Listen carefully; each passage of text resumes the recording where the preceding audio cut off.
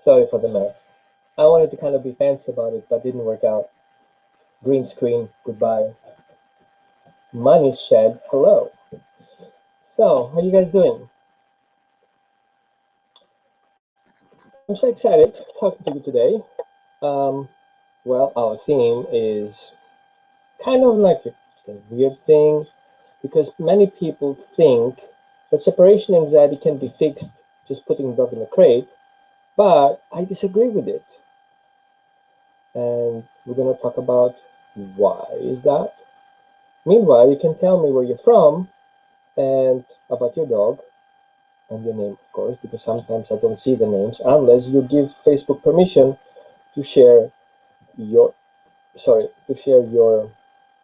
name with me.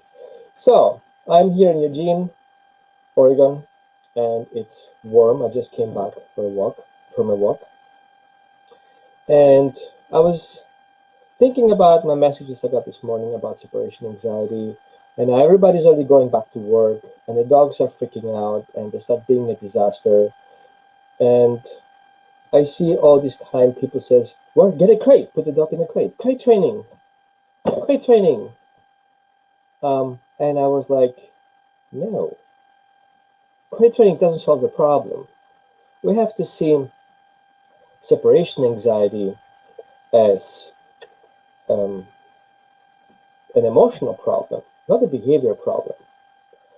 And what do you think?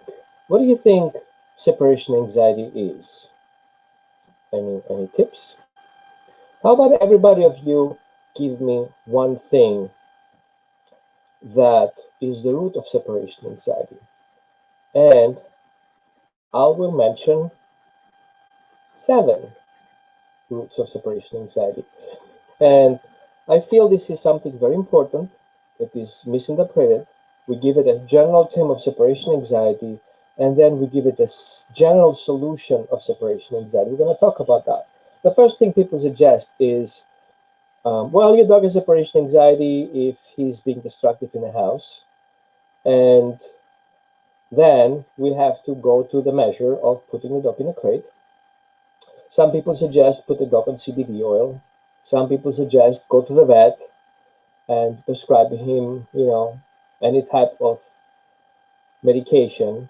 And some people think that walking is the solution. So you take the dog out for a walk. And of course, all these things individually don't do anything other than causing another issue. You're being under time pressure because now you have to add another walk.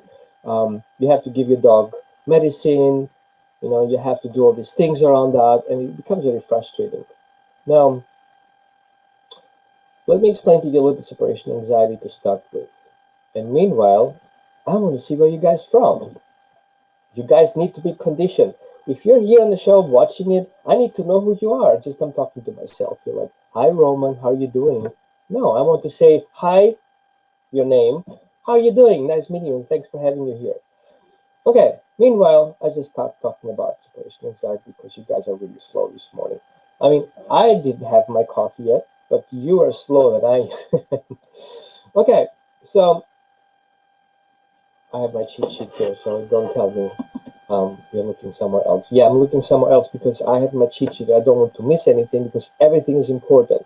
So I put together 7 roots of separation anxiety, because separation anxiety is a general term, okay?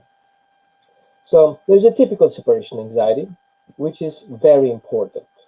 When the puppies are born, they're supposed to stay put in place while the parents are walking away.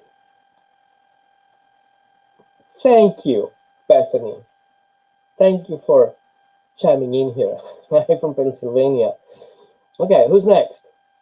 The next thing we're going to look for is that type of separation anxiety, which is typical separation anxiety. And coming from a dog's perspective, you're a puppy in a safe place. Some people call it bed. I call it safe place. And the mother leaves the puppy behind, and the puppy should stay put, not moving, staying there, because if he moves out of their safe place, he's gonna be attacked by all these predators. So the typical separation anxiety causes a freeze state, not moving, being quiet, not whining. You don't want to tell everybody where you are so they can come and eat you, right? Then we have a separation anxiety that's cause of trauma. Example, you leave the house, your dog has no clue, and suddenly, all of a sudden, after COVID, suddenly you're going back to work. How dare you going to work, right? And then what's going to happen next is you're not coming back. You're gone for 10 minutes, 20 minutes. Like you're gone for an eternity.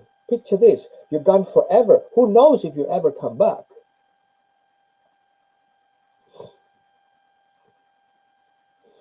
Exactly, Bethany. It's just you and I, right? Because everybody else doesn't know his name, maybe. Or they have separation anxiety, don't like to touch that. Okay. Okay, not me being here. So the separation anxiety of trauma is something that we not really pay attention to, and that happens if the puppy is being removed from the litter, right? They have their family, they have a safe area, and suddenly they're being moved away, and this never come back.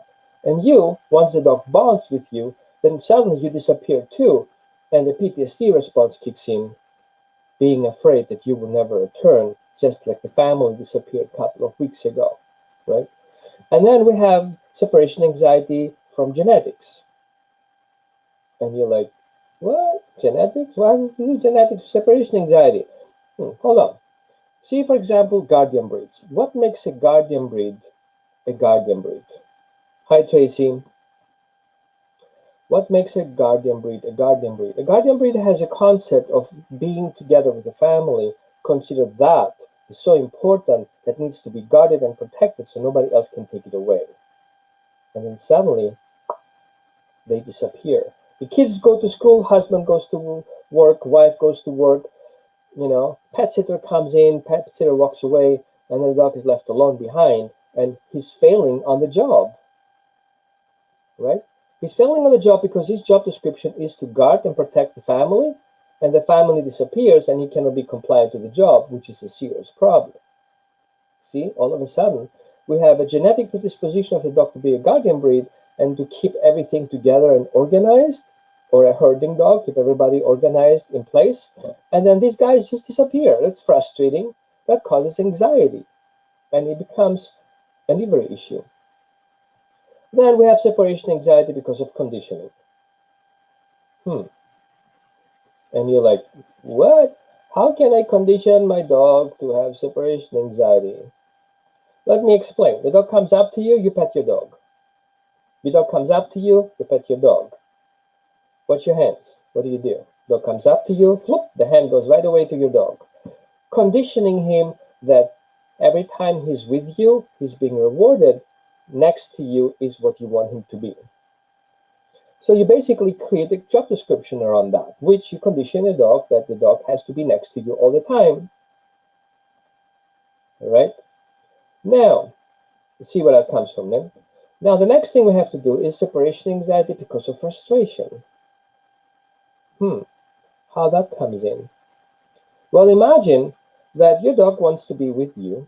Imagine your dog has a job description. Imagine the dog sees that he wants to be with you because you're not healthy. He's your emotional support dog. And some other things that the dog thinks he has to do and he cannot. And so he gets frustrated about it, and that causes anxiety. And this anxiety can become very destructive. Like, for example, chewing yourself through the door because you left and he thinks he has to be with you, protecting you, guarding you, alarming you, and that is not going to work. And then we have separation anxiety because of depression. He doesn't want to be alone. Like you and me, I don't like to be alone. I either want to have my dog or my wife next to me, right?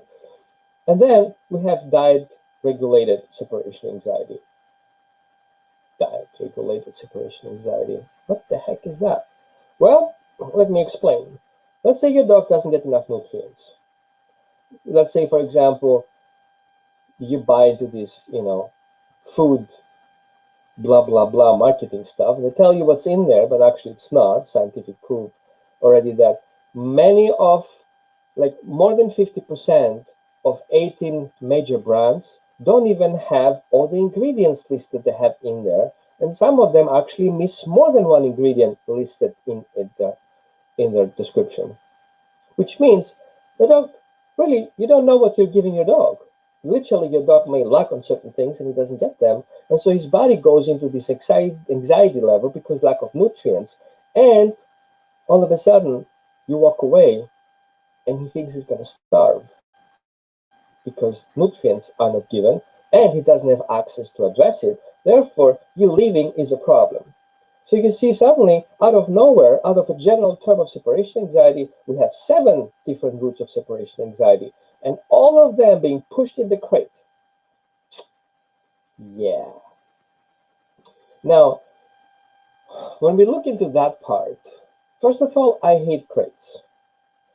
I don't want to be kind of like an absolute person because I have one dog who is institutionalized because for so many time being in a crate confined, he feels safe in a crate. So I have a crate in my room and he goes in there and leaves it. It's kind of like his doggy house, right? And that can happen all the time. Sometimes removing a crate can cause stress to the dog because he doesn't have a way to go away from there. And trust me, I have a bed next to it. I have a whole room for him dedicated, and you're going to find him in a crate. If something happens outside that's concerning, the first thing he's going to do is going in the crate. Well, yeah, COVID is part of pretty much all of the things, like the condition,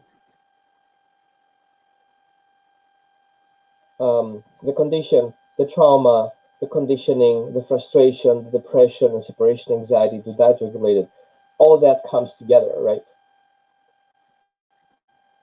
So let me see something here.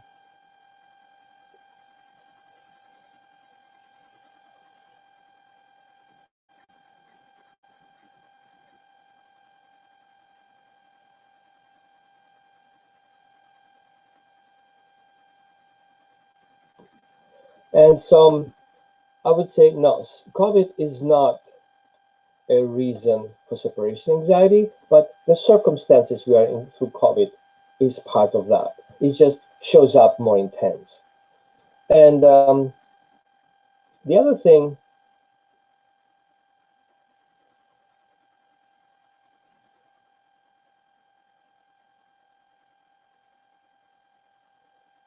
um,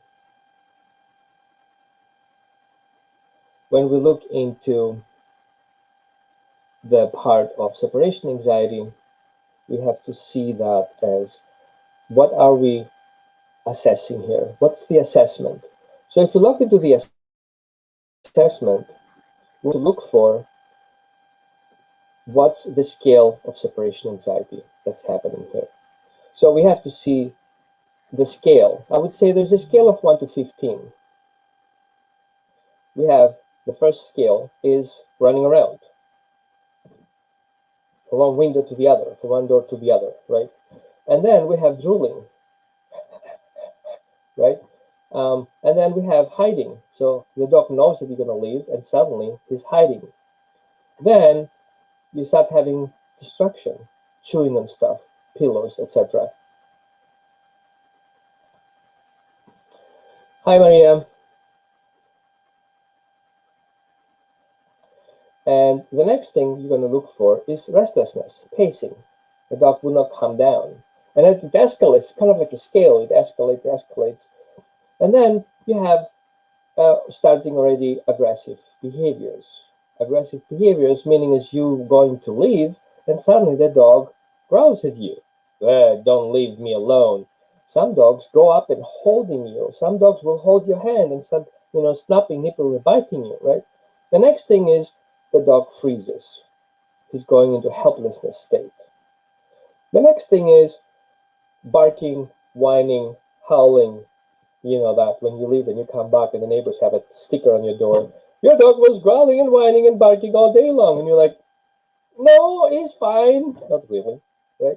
And then you see the panting. You see vomiting, defecating, urinating, marking around the house. Then you see owner-seeking behavior, scanning for the environment all over the place where you are, in one room to the other, anxiety. Some dogs eventually lock themselves into the room just because they go in there banging the door and the door closes on its own. Happened to me once. And the dog bolts. basically, he finds an opportunity, up he goes. Shaking, trembling, these are the trauma responses, up to the point that he actually causes himself harm. Now, you get a dog from a shelter, you get a dog from a rescue, you get a dog from an owner surrender. All these things are to be considered. The first thing that you see, and the second thing that you see, and the third thing that you see already becoming an issue, you have to address that. You can't just let it go, because it becomes more and more intense, right? More and more intense, meaning as the dog starts having anxiety, he's becoming ill around that. And if you follow everyone's instructions, you're going to take that package of a mess and you enclose it in the crate. To do what exactly?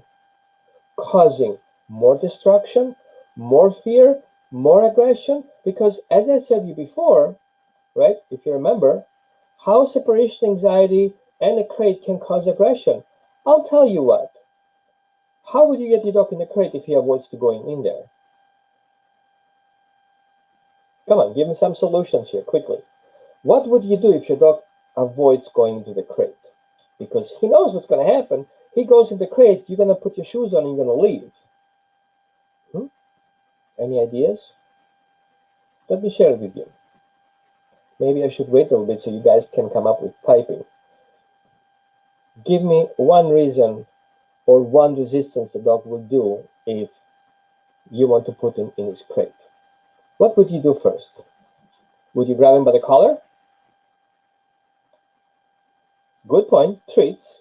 So you want to lure your dog into the crate. Okay, the dog will go first time in. He may go in second time, but soon enough he's going to get into that idea that, hey, you know, you are more valued than the treats. I'm not going in the crate because I know what's going to happen. I take the treats, I'm going in there. Oh man, I fall for it again. And it always becomes the prediction, a negative thought, depression. The dog goes into the crate because he's lured into knowing that, and it stops working. And then you up the value of the treats, and you go with chicken, and you go with hot dogs, right? And then you do what if treats don't work? What would you do if treats don't work? Okay, let me explain to you. It's kind of us being interactive. I'm asking questions. You may want to help me out here, or I'm gonna talk myself. It's not a workshop. We're having, you know, a conversation here. We kind of learn from each other. If you come up with a plan, how do you get your dog without using the crate? I was like, without using the treats. I was like, cool, I never thought of that. Come on. I'll give you some time to think about it. What if your dog doesn't go in the crate without the treats? Sorry, let me rephrase. What if your dog does not go in the crate even with treats? Let me help you. Many people would do. You grab the collar and pull the dog in the crate.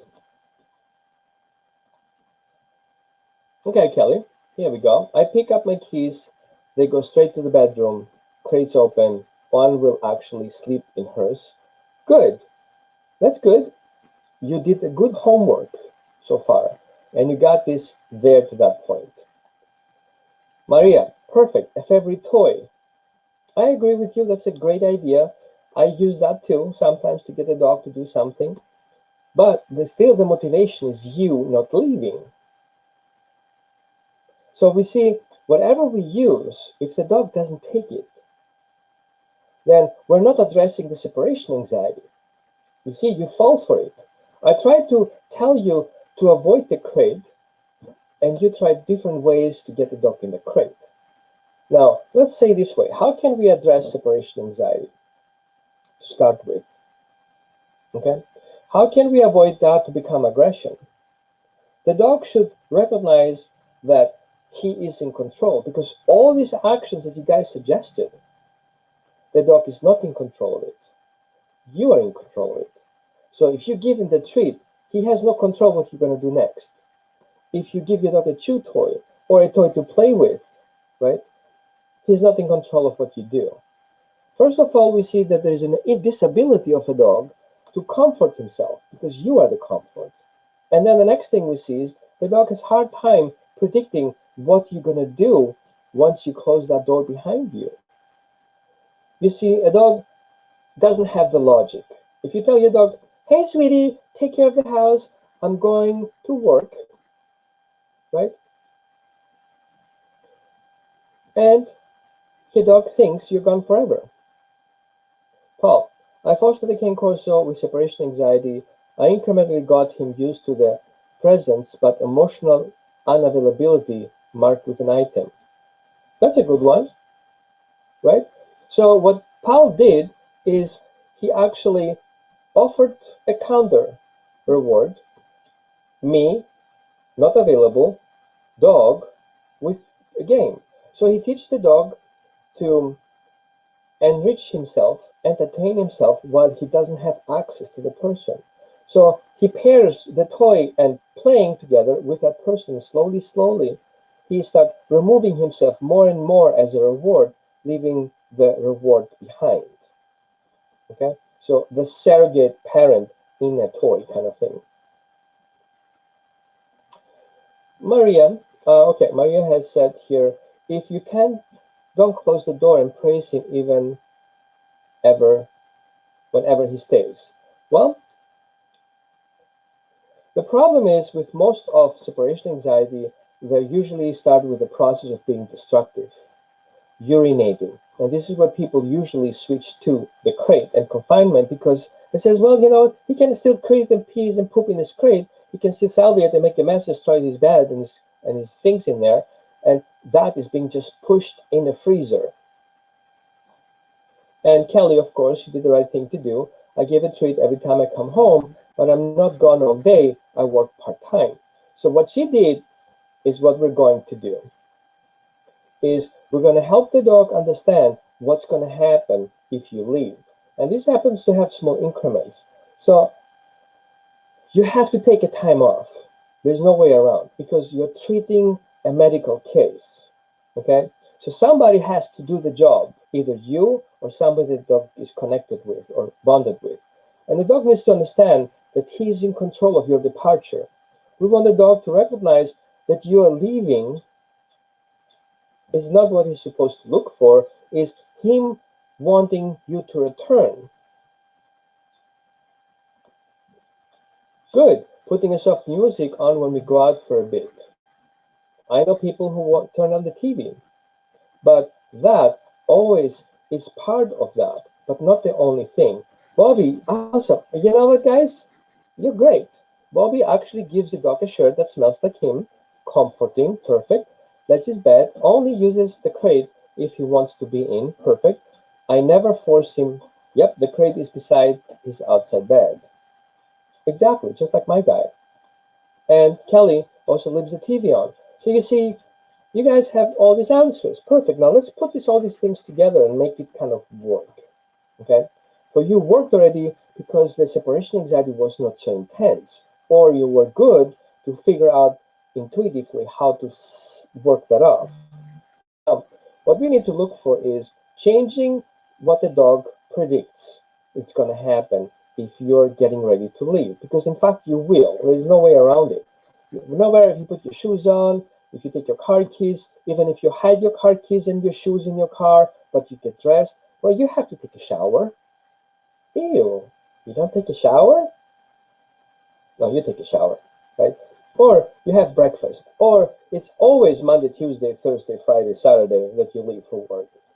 The dog already starts counting. So what we need to do is we need to change his idea of what's going to happen. So we're going to teach him step number one. First of all, we have to teach the dog a safe place. A safe place is where you feel comfortable and you can relax. Like how you feel like going into your bed or to your recliner and read a book kind of thing, right? Picture this. And then we have to introduce the dog something that he can be occupied with for a certain amount of time.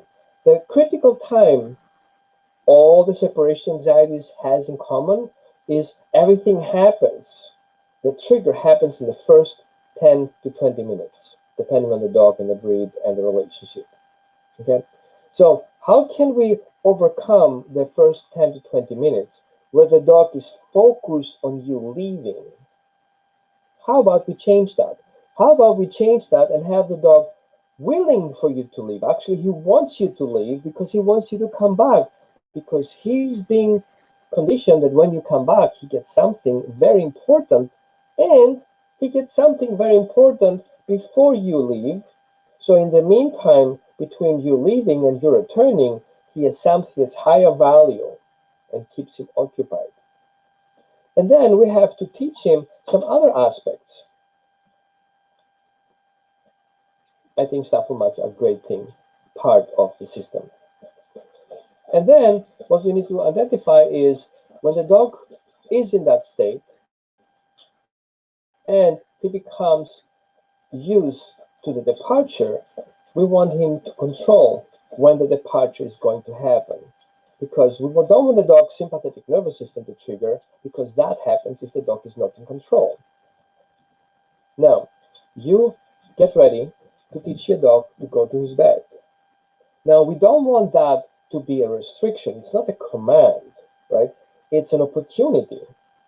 So you can take a chew toy. Let me see if I have one here. No, it's not a cigar. It's a chicken flavor, no hide bone. So you offer that, and your dog is like, "Oh, I want that." Sure, in your bed. Okay, follow me, and your dog lays to his bed, and then let him make a U-turn and another U-turn. Make his body get ready for laying down. Don't bring your dog to lay down. Stay. Picture this. The dog has to be in an emotional state of calmness, not in an obedience. So go there, go with your dog, lure him in a round and a second round, and then have him lay down on his own. You don't tell him to do that. And as soon as he lays down, you release the treat and have it there. And then just watch him. Sit next to the couch. And you and him are separated, comforting. Usually what the dog does, he's going to chew a little bit, and then he comes down, he falls asleep. That is starts pairing with calmness and rest. So that will be your bridge from your dog being a Velcro to your dog wanting you to leave. Okay? And that specific toy is what he gets when he's on his bed.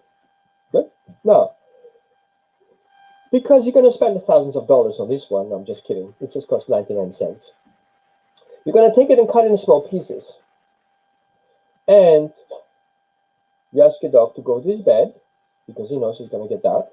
He's calmed down. You wait for it until he calms down. And then you give him that piece. While he's chewing on that, you're going to move away from him and start conditioning the distance.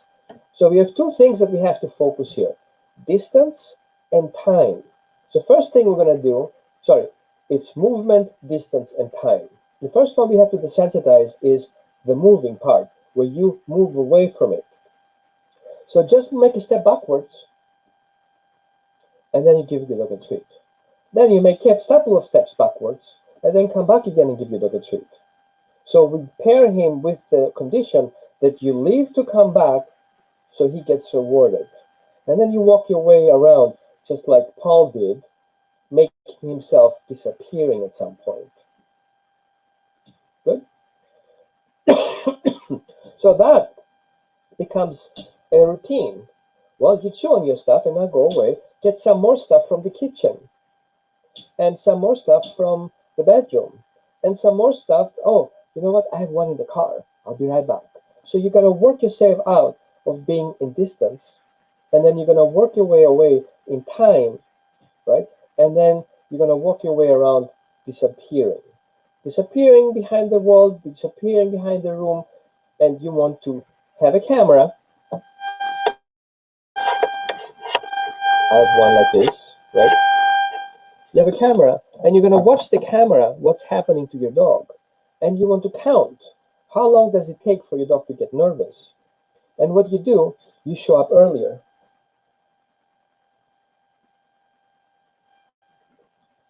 You show up earlier before he gets excited.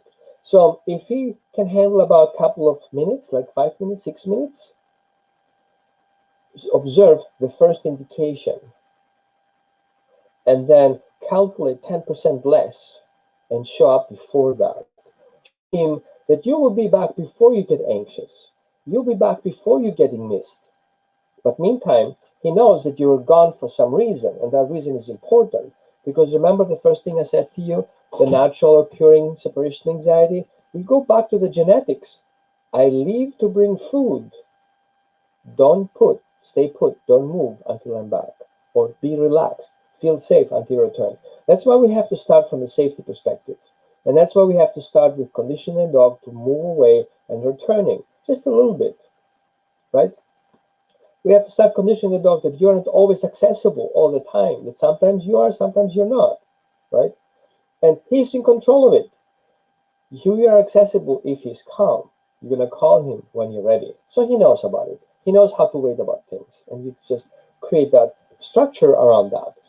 And then we're going to watch with that camera. You're going to walk outside, you put your shoes on, go behind the door, and desensitize all these actions that are in that similar part, like grabbing your keys, getting dressed, taking a shower, using your hair dryer, putting your perfume on, your aftershave, right? And your gel in your hair, whatever you use. All these things are triggers. All these things are predictions, what's going to happen next. And tell him, hey, I'm doing all this stuff because I need to get you something. I'm going out there to get you something that's very important to you. And your dog is like, cool, I like that. So I'll wait for you here until you're back. Yeah, that's what I do. And if I'm anxious, what do? I know how to calm myself down because all I have to do is go to my bed and relax. So there are different things around that that can be supportive. Nutrition is a very important factor. Have your dog not being hungry and starving. Some dogs have fear or trauma of starvation, and if you leave, PTSD response kicks in. So you want to make sure your dog is nutrient-rich, nutrients food, and he has proper amount of food to feed, right? And if there's any digestive issues, that needs to be taken care of, right? There are some remedies out there that can help you with that. Now, the other thing that I recommend is you can also use remedies, okay? Talking about CBT is a whole another thing, another level to talk about. I use a specific one. I can share you the link that I use on my webpage that I'm very happy about because of the way it works, because of the quality, and because of the lack of toxins that are in there. And the other part that you can also use are enrichment toys, like you guys have shuffle mats or Kong toys or other enrichment that a dog likes to do. And don't have Kong toys laying around in your house when you leave and they're empty, because they're supposed only to be high value reward systems, right? Does it make sense? So now, since you're working up on this kind of thing, since you identify all these reasons, running around, drooling, hiding, destructive, cowering, restlessness, aggressive behavior, freezing, barking, panting, vomiting, defecating, urinating, diarrhea, owner-seeking behaviors, scanning the environment, going from windows to windows, bolting, shaking, trembling, self-harm, if you have at least 3 reasons of that, you need to get help. Okay, because the last thing you want is to make these things worse.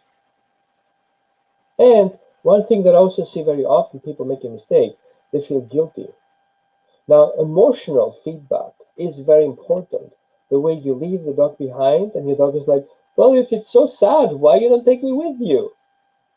Yeah, that's not gonna work. But if you're coming with that concept, hey, stay put, I'll be right back, I'm gonna get you more of that. Your dog is willing to wait.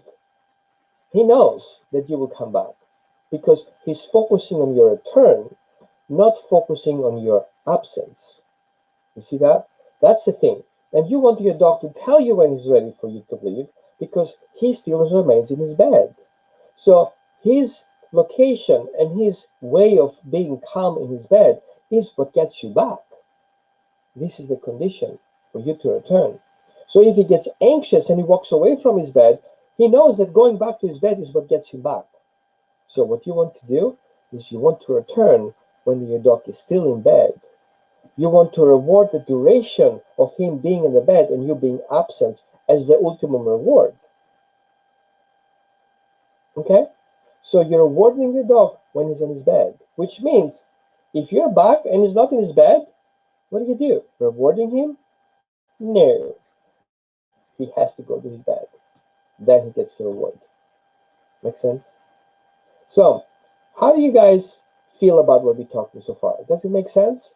Any rejections? Any ideas like, nah, it's not gonna work? Hit me with your questions.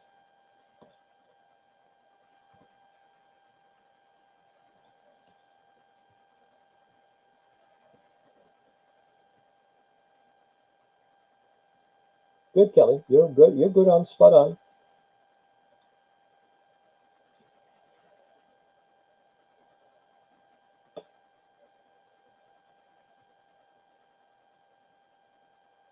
Great, Paul. Using a surrogate. A dummy. Paul, dummy. Do you feel, Paul, you're a bear? No, I'm just kidding. Good. Does anybody of you have issues with separation anxiety? Obviously, you guys got a handle on it, so yeah. But maybe you want to share it. You want to share that video because some people have serious issues and they don't have the solutions at hand that you have. Maybe you want to share that video with them. Maybe we do a whole class about it. If you want me to do a workshop around that, if you think that's a good idea, post in the comments. Hey, I think we should do a workshop about that. And then my question is, well, if I do a workshop about that, will you invite people to that, or will I just sit myself here watching myself talking about it? Like almost as we did today, but you guys saved the day. So what do you think? Are these videos helpful? Or is it just a waste of time?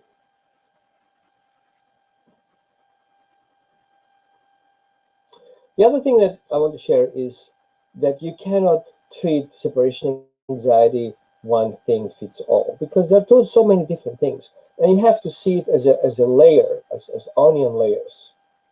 What happens is sometimes you peel off a layer, another layer comes to surface because it was hidden underneath.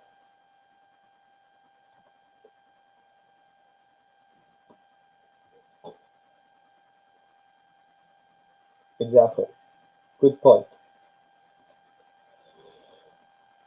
Now, as you remove one layer, don't get frustrated because it's a healing process.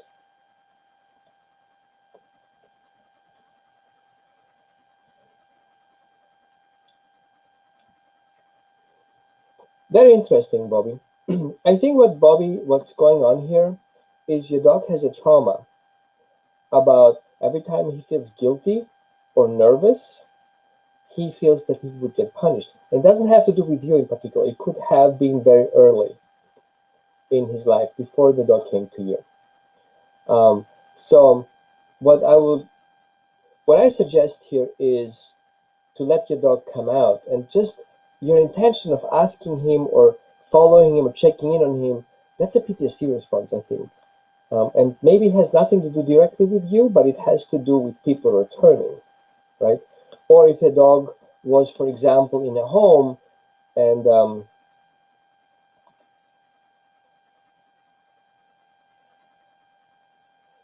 or he comes in with this guilt feeling that he's done something wrong and that's why you're coming in. It's the returning aspect, opening the door and coming in. That excitement level triggers a PTSD response. It's something we can work on. So welcome to message me about. We can talk about it.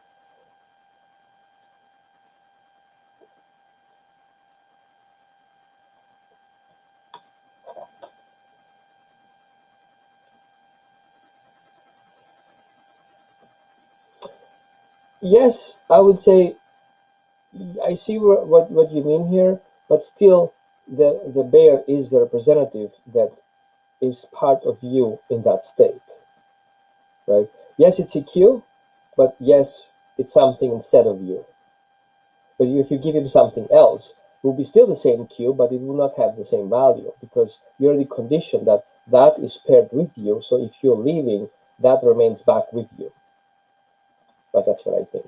Doesn't mean I'm 100% accurate. I'm not in your dog's mindset, but I feel that will be something to consider. So, do you guys have any other questions? To bring my coffee today. That sucks. I have anxiety now. Who knows what's going to happen to my coffee while I'm away? So, Bobby, he's 14 weeks old. Here you go. And came from up. Here we go. I'm thinking the environment has something to do with the issue. Yeah. Backward breeders can be very violent to the dogs because there's a lot of neglect involved. And, you know, if a person comes into that area where dogs are being held, everybody was barking and crazy. And I know people just slamming crates with sticks and bones, right? And brooms and whatever. And that can cause, every time it's put condition, somebody comes in the door, I'm being banged on or, I'm being hit on. And I've seen it. I've seen it happening. I saw videos that happening. Not only to bucket girls, also to regular people who get frustrated and upset and angry. So that's something we can condition is to change the way the dog thinks what's going to happen when the door opens. But I would need to get a visual feedback of from your dog's perspective and from your perspective, what's happening in that moment when you come in the house. Because the body language will tell you a lot what's going to happen, and we have to recondition that. The dog changes the way what he expects to happen if the door opens. Sorry.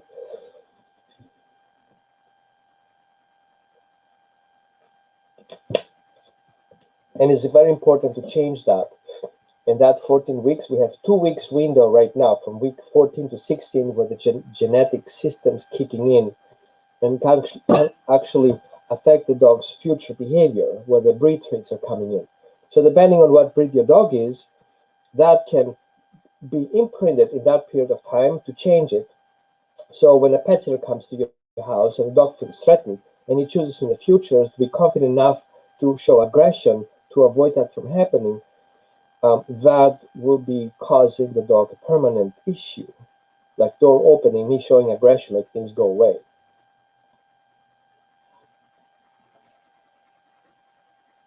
Well, there is an excitement and there is an anxiety, Bethan. Um, I know it's happy, excited, but the body goes into enormous stress, so that excitement becomes anxiety, and the heart rate goes up, and the whole system is kind of blowing up. I don't think it's a healthy place to be. I think we should not drop it down a notch and ignoring that moment or teaching the dog that something else is more appreciated.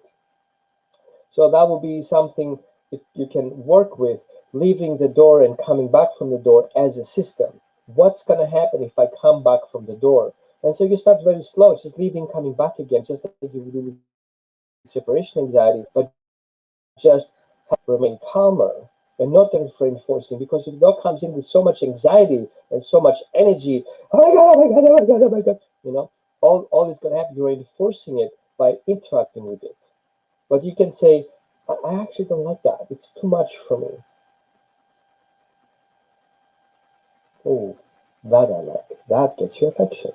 And so you start creating this upper limit of how much do you tolerate for your dog to show you without being anxiety. So you see, excitement and anxiety has a switching point. It's around, if you see a scale from 0 to 10, 5 would be the switch, where anxiety and excitement overlapping each other, where the brain starts slowing down and the automated systems are kicking in. Make sense? That's excitement and engagement control is a whole subject to talk about. Yeah, did you guys got all your answers? I'm good to go. So it was nice having you guys here today, and I would love for you to share that video with maybe some words about it if that's something people should watch. And I would love your feedback of how did you like our mini talk today. And thank you for being interactive. We should do it more often. Like if we have a Saturday talk, I don't want to talk by myself. Thank you, Bobby. You're welcome. And yes, yeah, we talk about excitement in English classes. We talk about excitement and engagement about interacting with other dogs. So yeah, you will see. I have on my website. If you go holisticdogtraining.org/, um, wow, I don't even remember. I'm gonna put it in the link. I have some classes that I did in the past, and you can purchase.